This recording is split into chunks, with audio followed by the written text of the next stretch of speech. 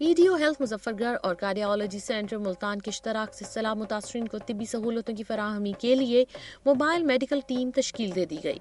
Team میں doctor Fayyaz Hashmi, doctor رمضان منیر الوی اور lady doctor Mahnaz اور نرس میمونہ اور دیگر سٹاف موجود ہے۔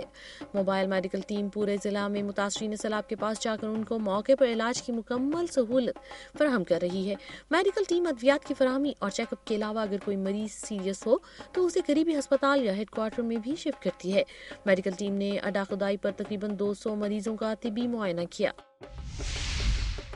پاکستان اوورسیز کمیونٹی پنجاب کے صدر سید اختر عباس بخاری نے کہا ہے کہ وہ امریکہ میں دنیا نیوز پر سیلاب کی ٹرانسمیشن دیکھ کر پاکستانی بھائیوں کی مدد کے لیے آئے ہیں۔ اختر عباس بخاری کا کہنا تھا کہ سیلاب متاثرین کے لیے امداد ہمیں مل رہی ہے اور مزید بھی ملتی رہے گی۔ ان کا کہنا تھا کہ ان کا عوام کے لیے یہی پیغام ہے کہ جو لوگ باہر سے آ کر آپ کی امداد کر رہے ہیں، آپ ان لوگوں کی حوصلہ افزائی کریں تاکہ وہ زیادہ سے زیادہ آپ کی مدد کریں۔ بھلوال میں پولیس ملازمین نے کرکٹ کھیلتے ہوئے نوجوانوں کو وحشیانہ تشدد کا نشانہ بنا ڈالا۔ گلا منڈی میں پولیس ملازم غلام حسین نے نوجوانوں کو گالیاں دی، جبکہ نعیم اور شہباز کو تشدد کا نشانہ بنانے کے بعد مزید پولیس بلا لی۔ پولیس ملازمین سجاد رسول، ممتاز ڈرائیور، غلام حسین وغیرہ نعیم اور شہباز کو مارتے ہوئے تھانے لے گئے اور پھر تشدد کیا۔ مقامی تاجروں کی مداخلت پر پولیس نے ان بے گناہوں کو چھوڑ دیا۔ ASP بھلوال نے دنیا نیوز کو بتایا کہ دونوں پارٹیوں کو خود بلا کر انکوائری کریں گے اور قصوروار کو سزا ضرور ملے گی۔ بھلوال کے نواحی موضع ابدال میں ایک ماہ قبل زمینداروں کی زیادتی کا نشانہ بننے والی 18 سال کی فوزیہ پروین کی FIR اور میڈیکل آنے کے باوجود تھانہ پلروان پولیس نے ملزموں کو گرفتار نہیں کیا، جو مدعیوں کو سرعام دھمکیاں دے رہے ہیں۔ فوزیہ کی والدہ بشیرہ بی بی نے دنیا نیوز کو بتایا کہ ہم مزدور جبکہ ملزم زمیندار ہیں۔ انہوں نے قرآن اٹھا کر بشیرہ کو بہن بنا کر فوزیہ کی عزت لوٹ لی۔ فوزیہ کے والد فیض نے بتایا کہ پولیس نے ملزموں سے بھاری رقم لے رکھی ہے اور SHO مختار بھٹی ملزمان کے ساتھ ملا ہوا ہے، ہمیں انصاف دیا جائے ورنہ فیملی سمیت خود سوزی کر لوں گا۔ ASP بھلوال سرفراز نے دنیا نیوز کو بتایا کہ فوزیہ کا DNA ٹیسٹ کروایا جائے گا، اس کے بعد دیکھا جائے گا کہ بشیر اور اس کا ساتھی ملزمان ہیں کہ نہیں۔ ایڈیشنل ڈسٹرکٹ اینڈ سیشن جج ناروال ثنا خان عتیق کے حکم پر سینئر سول جج عامر سلیم رانا نے نوجوان کی قبر کشائی کروا کر لاش کا پوسٹ مارٹم کروایا، جس کے بعد دوبارہ تدفین کر دی گئی۔ محلہ رفیق آباد کی رہائشی 65 سالہ منور سلطانہ کا سعودیہ پلٹ 20 سالہ بیٹا ذیشان علی عرف وکی کو مافیا دختر محرم علی مقیم لندن سے محبت ہو گئی۔ رشتے سے انکار کے بعد ذیشان علی 12 اگست کو مرید کے مافیا کے گھر گیا اور اگلے روز صبح اس کی لاش مافیا کے گھر کے سامنے پڑی ملی، جس کو تھانہ سٹی مرید کے نے اپنے قبضے میں لے کر لواحقین کے حوالے کر دیا۔ ذیشان علی کی والدہ منور سلطانہ نے بتایا کہ میرے بیٹے کو مافیا اور اس کے اہل خانہ نے گھر بلوا کر زبردستی گندم میں رکھنے والی گولیاں کھلائی ہیں، اسے انصاف فراہم کیا جائے۔ سرائے مغل کے نواحی گاؤں اولک کے بھٹا مالکان نے عیسائی محنت کش پر وحشیانہ تشدد کرتے ہوئے بندوق کے بٹ مار مار کر اس کی پسلیاں توڑ دیں۔ اولک کے غریب محنت کش مشتاق کا 16 سالہ لڑکا شاہد خچر ریڑا لے کر گھر جا رہا تھا کہ اپنے ڈیرے کے باہر کھڑے ہوئے بھٹا مالک رشید عرف شیدی ڈوگر نے اپنے بھائی غفار ڈوگر کے ساتھ مل کر اسے ریڑا گزارنے سے منع کیا۔ نہ ماننے پر دونوں بھائیوں نے شاہد پر وحشیانہ تشدد شروع کر دیا۔ بعد ازاں رشید نے گھر سے بندوق لا کر شاہد کو مارنے کی کوشش کی۔ اہل محلہ کے سمجھانے کے باوجود اس نے شاہد کو بندوق کے بٹ مار مار کر بے ہوش کر دیا۔ قریب کھڑے اہل محلہ نے اسے اٹھا کر سول ہسپتال پھول نگر پہنچایا، جہاں اس کی حالت تشویشناک ہے۔ ورثاء نے بھٹا مالکان کی زیادتی کے خلاف ملتان روڈ بلاک کر کے احتجاج کیا اور بھٹا مالکان کے خلاف نعرے بازی کی۔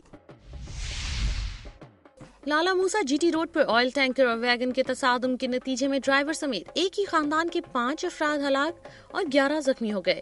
GT روڈ پر آئل ٹینکر غلط موڑ کاٹتے ہوئے سامنے سے آنے والی ویگن سے ٹکرا گیا، جس سے ویگن میں آگ بھڑک اٹھی اور ویگن میں فرنٹ سیٹ پر بیٹھی 2 خواتین، ایک بچی اور ڈرائیور موقع پر ہی جاں بحق ہو گئے۔ موٹر وے پولیس نے موقع پر پہنچ کر آگ پر قابو پایا اور زخمیوں اور لاشوں کو مقامی ہسپتال میں منتقل کیا۔ قومی اسمبلی کی قائمہ کمیٹی برائے انسانی حقوق کے سربراہ ریاض فتیانہ نے کہا ہے کہ ثانیہ سیالکوٹ میں دونوں بھائیوں کو تشدد کر کے ہلاک کرنے والے ملزمان سے زیادہ موقع پر موجود باوردی تماشائی ہیں۔ پولیس اگر اپنا کردار ادا کرتی تو دونوں بھائی بچ سکتے تھے۔ قومی اسمبلی کی قائمہ کمیٹی کے 4 رکنی وفد نے ثانیہ سیالکوٹ کے دونوں فریقین کے ورثاء سے الگ الگ بات چیت کے بعد میڈیا سے گفتگو کرتے ہوئے کہا کہ ثانیہ سیالکوٹ سے ملک کی پوری دنیا میں بدنامی ہوئی ہے، جس کے قصوروار موقع پر موجود قانون کے رکھوالے ہیں۔ انہوں نے کہا کہ ہمارے معاشرے میں انتہا پسندی کو فروغ مل رہا ہے اور پولیس اپنا کردار ادا کرنے سے قاصر ہے، جس کی وجہ سے سیالکوٹ میں ثانیہ رونما ہوا۔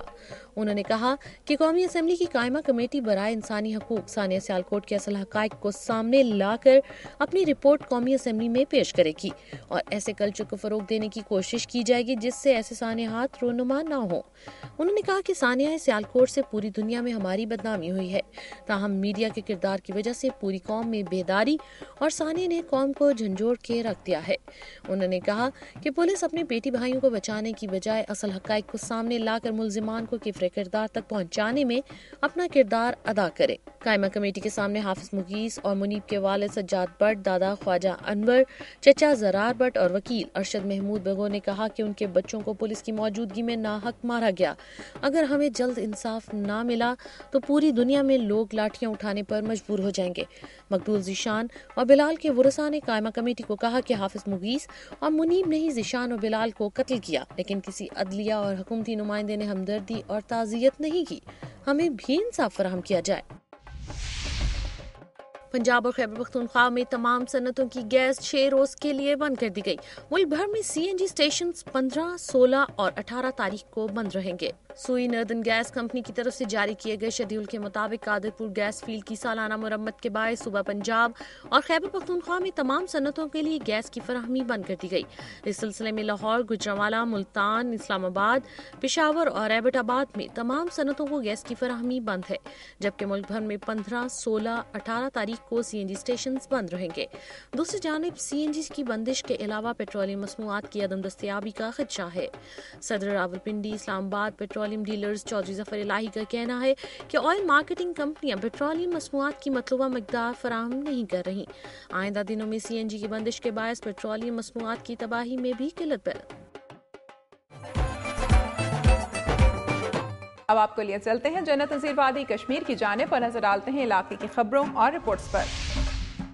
مظفر آباد سے 8 کلومیٹر دور شاہراہ نیلم کامسر کے مقام پر مسافر بس کو حادثے میں 7 افراد زخمی ہو گئے۔ مسافر بس MD 288 نوسیری سے مظفر آباد آ رہی تھی کہ کامسر کے مقام پر بریک فیل ہونے سے بے قابو ہو کر الٹ گئی۔ حادثے میں زخمی ہونے والوں کو CMH مظفر آباد منتقل کر دیا گیا، جن میں 2 کی حالت نازک بتائی جاتی ہے۔ عینی شاہدین کے مطابق بس میں 40 کے قریب افراد سوار تھے۔ ناظرین، آج کا پروگرام آپ نے ملاحظہ کیا، بات سیلاب متاثرین کو امداد کی عدم فراہمی کی ہو یا انہیں امداد کی فراہمی کے لیے کی جانے والی کوششوں کی۔ میری دھرتی میری دنیا کی ٹیم سیلاب متاثرین کے مسائل کو ارباب اختیار تک پہنچانے کے لیے کوشاں ہے، لیکن ان کوششوں میں ناظرین آپ کی معاونت ضروری ہے۔ اپنی تجاویز اور آراء کے لیے ہمارا ای میل ایڈریس نوٹ کر لیں، mdmd@duniatv.tv۔ پروگرام کا وقت ختم ہو رہا ہے، پھر حاضر ہوں گے عوامی مسائل کا جائزہ لیتی خبروں، دلچسپ معلوماتی اور تاریخ میں جھانکتی رپورٹس کے ساتھ۔ اپنی میزبان امینہ خان اور میری دھرتی میری دنیا کی ٹیم کو اجازت دیجیے۔ اپنا بہت خیال رکھیے گا۔ اللہ حافظ۔